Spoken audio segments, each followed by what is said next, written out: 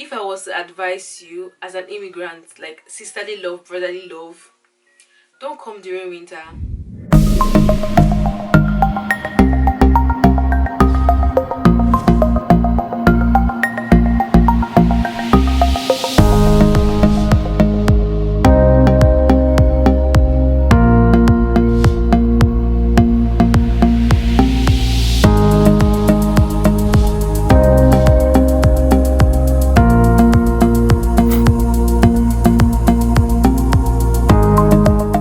Hi guys, welcome back to my channel. Hope you guys are good. Hope you're all doing well. If you're new here, you're welcome. If you're an oldie, thank you so much for coming back. My name is Neka Isaiah from Makeupbynneka, and I'm a makeup artist and also a beauty vlogger and also your advisor as well. We have to start adding that to the list because alright.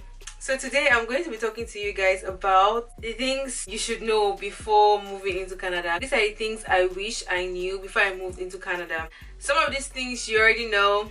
Sorry about that, but I have to still point them out because not everyone knows these particular things, yeah? So if you know it, thumbs up to yourself. If you don't, I'm glad it's an additional information to your knowledge, okay? So the first thing is Canada is flipping cold, oh Lord. Like saying it or even thinking about it gives me like, it gets to -40. In case you don't know what -40 degrees is, there's a research here that when you take a hot boiling water and you go outside and you pour the water, before the water gets down, it's already ice. That is how bad it is. And the city I stay in Thunder Bay, right, is very close to the coastlines. Like it's very close to water regions, right? So it's really gets really cold here. If I was to advise you as an immigrant, like sisterly love, brotherly love, don't come during winter. I was in Ukraine, so my body already had that feel of cold. But one thing with cold is that you can never get used to it. Like you can never get used to the weather. You can't say, okay, I've lived in this country for so many years, okay, it's winter now, I'm fine. You can never get used to the cold. It just, I don't know, I don't know what about it. Yeah, normally if you're put in some certain situations for a long period of time, you tend to get used to it.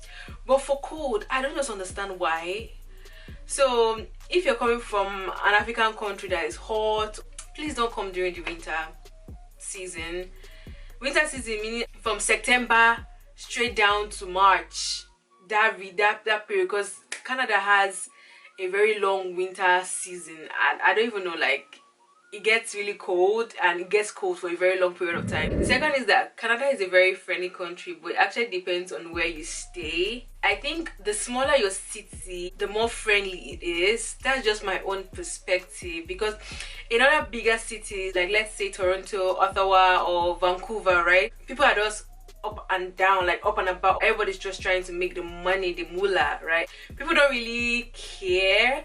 But like if you're in a small city where people are like more refined, they tend to be like a connection, or they tend to try to help. This is just my own theory about the whole thing, yeah. But Canada is a very friendly place. You can just be passing an old lady and she's like, hello, how are you? Like she will start a conversation with you, and that's something I was never used to coming from Ukraine. Ukrainians are bitches.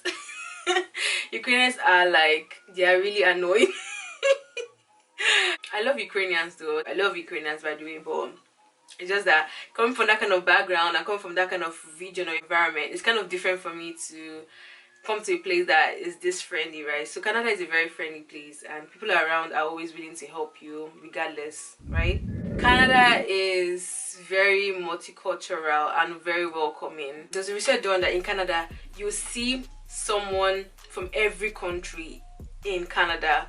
Like Canada is that diverse and multicultural. Like, Canada is a very welcoming country, even though I know they are really picky of the kind of people they bring into their country, but your culture doesn't add to if they will take you or if they won't take you. You get what I mean? Yeah, like you see people from different cultures in Canada when you get here, or if you're planning on getting here. Canada is expensive. Canada is an expensive country.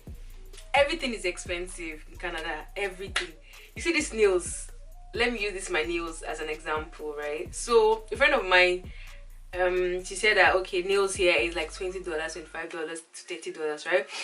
And I'm like, oh my god, that's so good. Like, I'll go and do my nails somewhere. And she now told me about a lady. Like, I'm like, okay, let me book the lady now before she gets overbooked and stuff. So I now went there. Now I did my nails and everything. I didn't ask for the price because I thought, okay, it was going to be around. Like, I've already budgeted, okay, $30, highest, it won't pass. So after the woman was done now and everything was okay, everything was fine, I was like, okay, does she take debit card or credit card? She said, okay, yeah, she takes debit card, she doesn't take credit. She now like imputed everything right in her machine, in POS. Then I now saw $85. I'm like, sorry, how much is it? She says it's $85. I said, wait, what?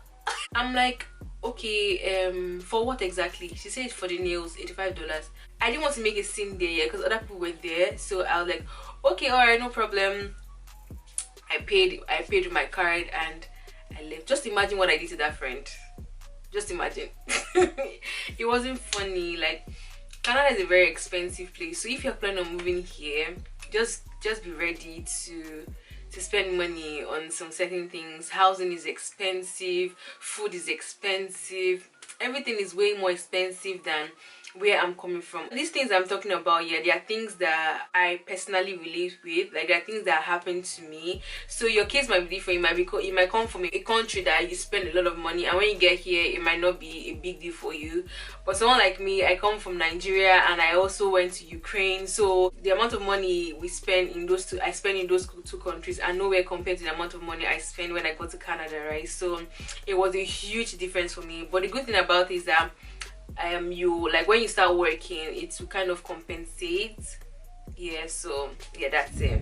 Canada has a very huge landmass, and the amount of people compared to the landmass they have is like this to like this, right? Canada is like 30 million, and I think the landmass is just so big.